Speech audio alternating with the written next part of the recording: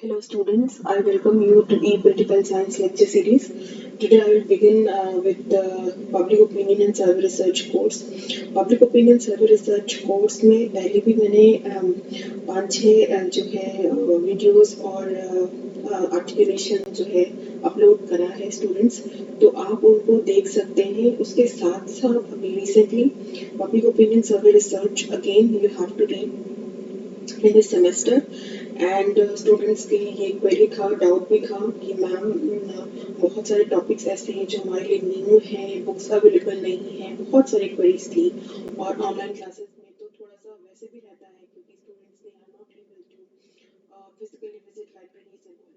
So I have therefore I have tried to jot down many important points regarding sample design and sample survey, और मुझे उम्मीद है कि ये तुम्हें काफ़ी हेल्प करेगा तुम लोगों को। तो प्लीज़ ध्यान से इसको सारे जो स्लाइड्स में पॉइंट्स हैं उनको नोट डाउन कर लो और उसको वॉच करो।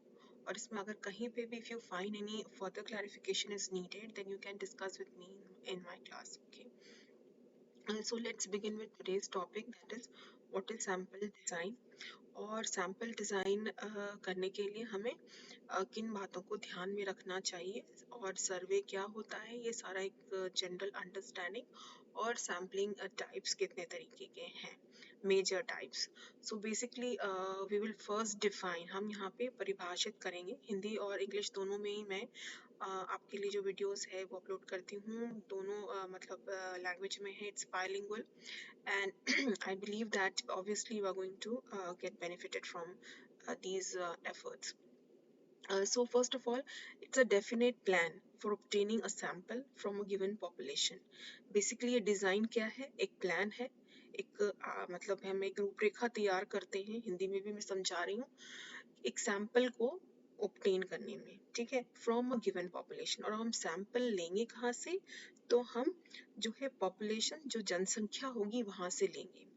अब दूसरा है procedure a researcher needs to follow in selecting items for the sample. अब दूसरी बात ये है, हमें ध्यान रखना होता है जब हम सैंपल डिजाइन करते हैं तो क्या प्रक्रियाएं हैं एक रिसर्चर फॉलो करेगा, क्योंकि बेसिकली ये जो सैंपल सर्वे है, सैंपल डिजाइन है, और बहुत सारे जो इंस्ट्रूमेंट्स हैं इसके जो पब्लिक ओपिनियन सर्वे रिसर्च में, तो बेसिकली एक रिसर्चर द्वारा ही यूज किए जाते हैं जो सर्वे करते हैं, और या जो ओवरऑल मतलब मीडिया में या अदर मतलब एनजीओज में, सोशल वर्क में, अदर डेवलपमेंटल ऑर्गेनाइजेशंस में, basically it's a professional use. So तो एक जो रिसर्चर है वो क्या फॉलो करेगा सैंपल को, आइटम सैंपल में से आइटम सेलेक्ट करने के लिए कि क्या प्रक्रियाएं होंगी, ये सारी बातें जो है सैंपल डिजाइन में हमें ध्यान रखना है। पहले इट इज अ प्लान, ठीक है, एक ही रूपरेखा है for obtaining a sample from a given population. कहाँ से हमें लेना है, तो एक पॉपुलेशन से लेना है।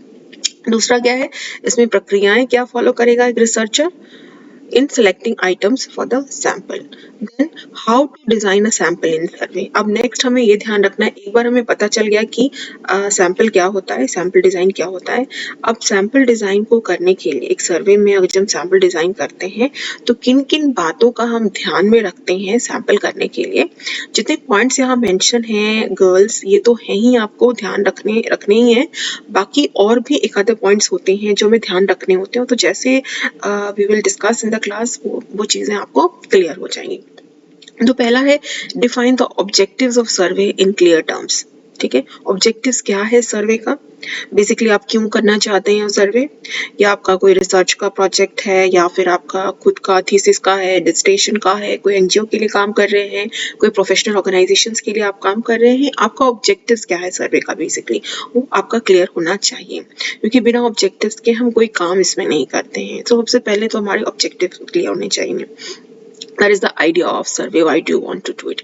Then why का आंसर अभी जब हमें मिल जाता है, फिर हमें हमारा जो हम पॉपुलेशन है वो क्लियरली डिफाइन होना चाहिए कि आप जो है कितने पॉपुलेशन में से कितना यूनिट सिलेक्ट कर रहे हैं। क्योंकि अगर आपको उसका पता नहीं है तो अगेन फिर आपका जो सैंपल है वो रिलायबल नहीं होगा, एक्यूरेट नहीं होगा। देन सैम्पलिंग यूनिट्स मतलब वो जो समग्र की जो इकाई है, हिंदी में हम इसे समग्र, प्रतिचयन, प्रतिदर्श भी कहते हैं।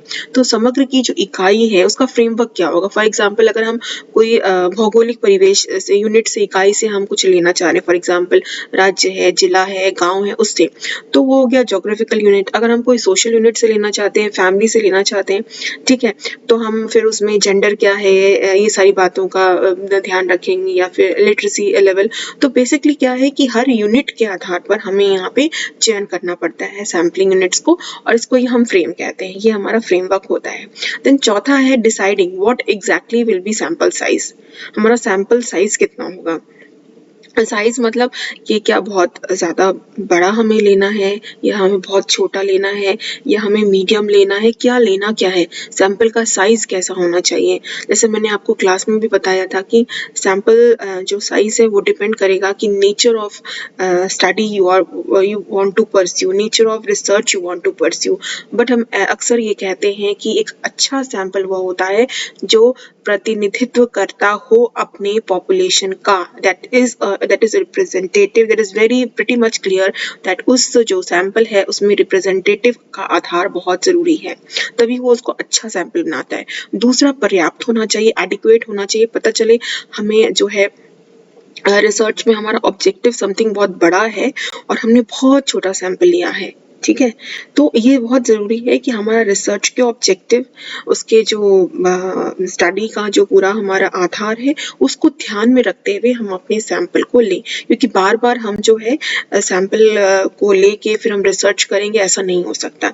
एक बार हमने सैंपल डिसाइड कर लिया, हमने रिसर्च कर लिया, और अब जब हमें बाद में पता चला कि हमने जो रिसर्च कर लिया उसके लिए हमने सैंपल बहुत कम लिया, फिर हम दोबारा ग्रास रूट में गाँव में जाके या जहाँ पे भी हमारा फील्ड वर्क है हम दोबारा नहीं कर सकते, क्योंकि it's wastage of money, time है, एनर्जी है, और बहुत सारी चीज़ें हैं। फिर तीसरा है रिलायबल होना चाहिए। ये जो आपका सैंपल है, आपका अगर सैंपल रिलायबल नहीं है तो आपकी जो स्टडी से जो आउटकम्स आएंगे, मैंने कहा कि स्टडी से जो रिजल्ट आएगा वो भी रिलायबल नहीं होगा students. Then the next important point is हमारे सैम्पलिंग डिजाइन के ये जो तरीके क्या होंगे, कि टाइप्स क्या होंगे, किस तरह के टाइप्स होते हैं बेसिकली। तो ये बोला जाता है प्रोबेबिलिटी और नॉन प्रोबेबिलिटी सैम्पलिंग। प्रोबेबिलिटी जो है उसमें सिंपल रैंडम, कई बार हम इसे रैंडम सैम्पलिंग भी कहते हैं, सिस्टमैटिक सैम्पलिंग होती है, स्ट्रैटिफाइड होता है, क्लस्टर भी कहते हैं, मल्टी स्टेज भी होता है। ये विभिन्न प्रकार हैं गर्ल्स। तो ये प्रोबेबिलिटी के हैं, और ये नॉन प्रोबेबिलिटी जो है उसके ये तीन प्रकार हैं, purposive sampling, incidental sampling and quota techniques. तो ये सारे जो टेक्निक्स है, प्रोबेबिलिटी, नॉन प्रोबेबिलिटी, अभी मैंने स्टार्ट किया है।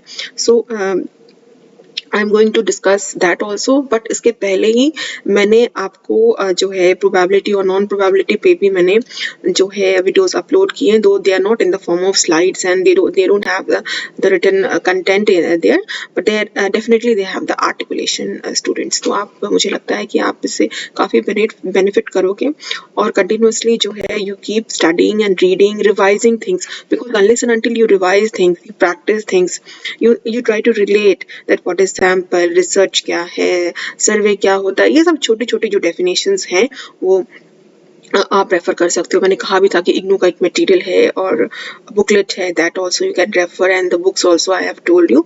तो देयर इज नो एक्यूरेट, मतलब कोई ऐसा नहीं है कि एक ही बुक में सारा कुछ है, पर डीयू का रीडिंग पैकेज है, तो वहाँ से भी मैं काफ़ी चीज़ें जो है वो कोशिश करूँगी ट्रांसलेट करके और आपको उस लैंग्वेज में समझाने के लिए।